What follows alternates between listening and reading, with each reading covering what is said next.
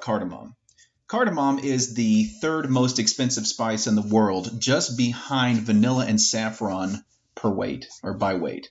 It comes from I'm going to butcher this, Zingiberaceae. It's not too bad. The Zingiberaceae family of plants, which includes a whole lot of ginger and turmeric. Now, cardamom is native to India and the surrounding area, like Bangladesh and all those other countries around there. And the name is a Latinization of the Greek cardamomum, I think that's about right, which literally just means Indian spice plant. What you probably don't know is that there's two different kinds of cardamom. There's black and there's green. Now, you're familiar with the green because it's what we use in our, I've got it somewhere here.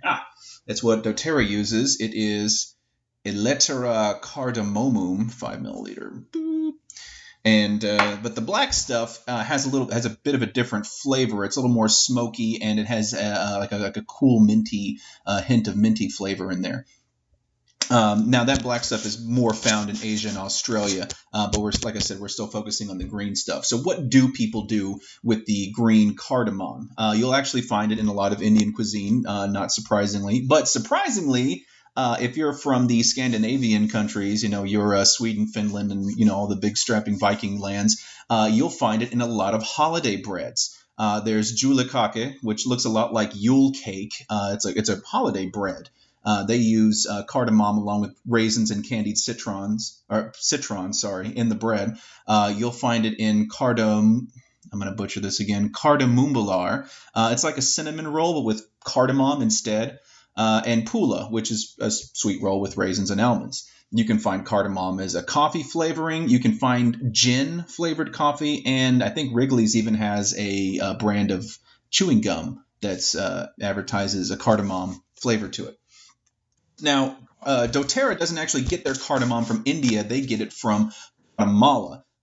Just before World War I, a coffee visionary, a German gentleman named Oscar Kleffer, brought the cardamom to Guatemala and started farming it out there, I guess to go along with his coffee enterprise.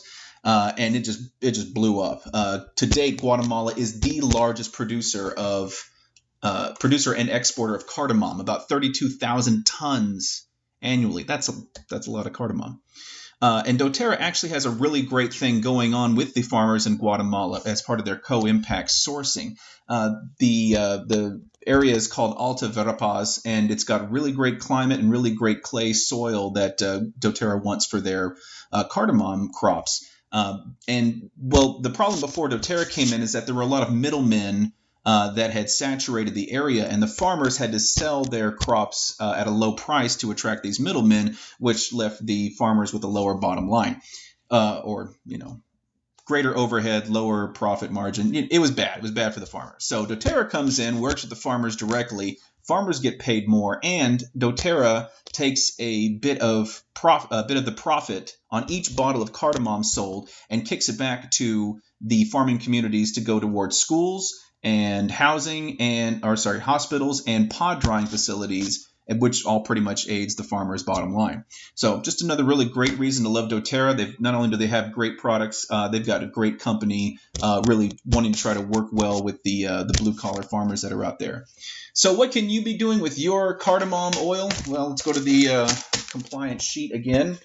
Cardamom eases occasional indigestion, maintains an optimal gastrointestinal balance, promotes clear breathing and respiratory health, calms occasional stomach upset, maybe they mean upset stomach, and uplifts mood.